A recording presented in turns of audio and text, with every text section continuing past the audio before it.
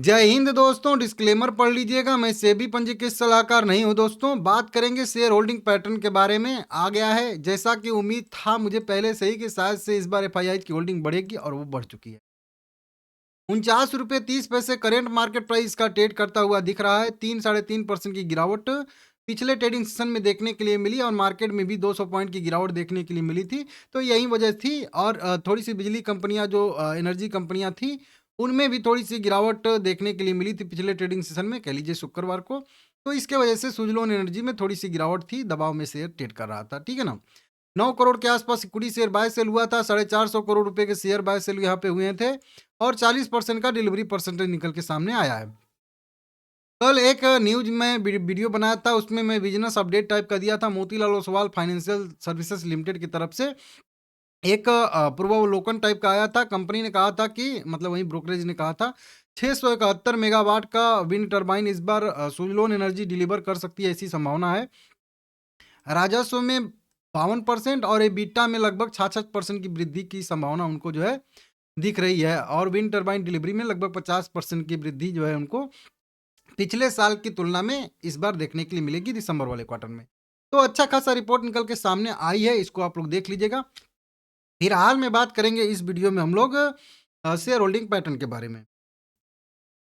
देखिए, वारी का भी शेयर होल्डिंग पैटर्न का अपडेट आया है और सुजलोन का भी शेयर होल्डिंग पैटर्न का अपडेट यहाँ पे आता हुआ हम लोग को दिख रहा है। अब देखिए, प्रमोटर की होल्डिंग तो जस की तस बनी हुई है। जो 11.73% पहले भी थी प्रमोटर की होल्डिंग और अभी भी 11.73% प्रमोटर की होल्डिंग बनी हुई है, जो कि आप लोग देख सकते हो।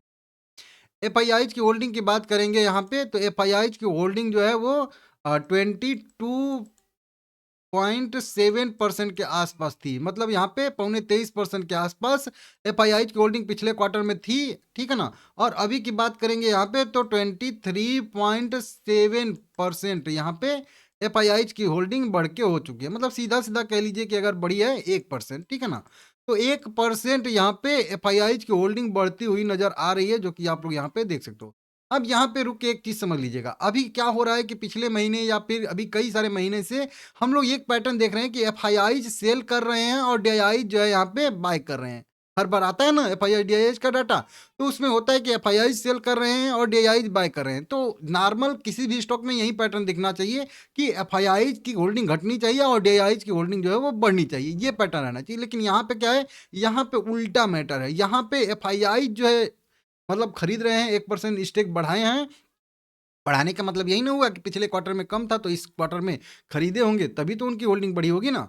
और उसके उलट यहाँ पे अगर हम लोग डीआईआईज की होल्डिंग देखेंगे तो डीआईआईज की होल्डिंग लगभग 10% थी, जो कि अभी घट के 9%, 9.25% हो चुकी है। मतलब 1% डीआईआईज ने होल्डिंग अपनी घटा दी है और 1% एफआईआईज ने एक्स्ट्रा शेयर और खरीदे हैं, तो इसकी वजह से उसकी होल्डिंग बढ़ चुकी है। अभी ये 1% मैं बोल रहा हूँ, इसको आप लोग को वैल्यू में भी समझना चाहिए। वैल्यू में कितना आ जाएगा, 1% का मतलब होता है लगभग 650 करोड़ रुपया, या कह लीजिए 700 करोड़ रुपया राउंड फिगर में, ठीक है ना।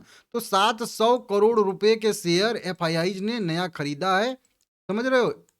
और 700 करोड़ रुपए के ही कह लीजिए शेयर डीआईआई ने जो है यहाँ पे बेचे हैं। इस तरीके से आप लोग इसको समझ सकते हो, मतलब आसान भाषा में समझा दे रहा हूँ ताकि समझ में भी तो आना चाहिए ना क्या हुआ है। तो इस तरीके से यहाँ पे अपडेट आ रहा है, देख सकते हो। बाकी पब्लिक की होल्डिंग जस की तस अभी भी बनी हुई है, बहुत मामूली सा चेंज हुआ है तो उसका उतना फर्क नहीं पड़ेगा, ठीक है ना। मेन जो थी वो मैं आप लोगों को बता दिया हूँ। 56,36,240 शेयर होल्डर पिछले क्वार्टर में भी थे और लगभग उसी के आसपास अभी भी शेयर होल्डर हैं। 56,35,390 शेयर होल्डर अभी भी यहाँ पे हैं। थोड़े से घटे हैं, 1,000 कह लीजिए सो शेयर होल्डर मतलब सुजलोन में इस क्वार्टर में, लेकिन उससे कुछ खास फर्क नहीं पड़ेगा। बहुत ज़्यादा अंतर होता है तब कहीं थोड़ा इधर उधर होता है, ठीक है ना। इस तरीके से देख लीजिएगा आप लोग। बाकी बात करेंगे दोस्तों यहाँ पे रिपोर्ट की, तो रिपोर्ट में आप लोगों को और भी बताऊंगा, ठीक है ना। अब देखिए वहीं पे आरी की ये वारी की बात कर लेते हैं हम लोग। यहाँ पे 2.5% की इसमें भी गिरावट है। 2546 रुपया करेंट प्राइस है। अब इसका भी देखेंगे शेयर होल्डिंग पैटर्न, तो इसमें तो कुछ खास बदलाव नहीं है, लेकिन इसमें भी अगर देखेंगे तो एफआईआई की होल्डिंग बढ़ती हुई नजर आ रही है। कैसे, देखिए, प्रमोटर की होल्डिंग 64.22% पहले भी थी और अभी भी उतनी की उतनी बनी हुई है दिसंबर वाले क्वार्टर में।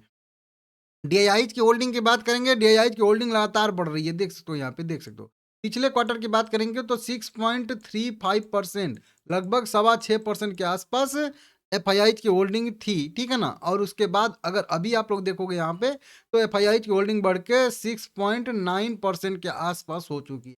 मतलब सीधा सीधा अगर कह लें हम लोग, तो लगभग आधे परसेंट के आसपास जो है वो एफआईआईज की होल्डिंग यहाँ पे बढ़ती हुई नजर आ रही है, ये वाला एफआईआईज, ठीक है ना, ये वाली लाइन आप लोग यहाँ पे इसको देख सकते हो, समझ में आ गया। उसके बाद अगर डीआईज की होल्डिंग की बात करेंगे, और डीआईज की होल्डिंग यहाँ पे सेम है जितना पहले थी, 2.82% के आसपास पहले भी थी, और इतना अभी भी यहाँ पे देखने के लिए हम लोगों को मिल रही है। घटी किसकी है, तो घटी है पब्लिक की, क्योंकि इसमें पैनिक गिरावट आई है ना ऊपरी स्तर से, तो इसके वजह से पैनिक में थोड़ा सा जो है पब्लिक में थोड़ा सा पैनिक क्रिएट हुआ है, तो उन्होंने बेचा है यहाँ पे 26.6% स्टेक से घट के अब केवल 26% स्टेक रह चुका है। मतलब ये पीछे का जो 0.6% स्टेक है वो घट गया है। तरीके से आप लोग इसको भी देख सकते हो। बाकी दोनों शेयरों में अभी गिरावट का ही व्यू रहने वाला है, इसको आप लोग ध्यान दीजिएगा, ठीक है ना।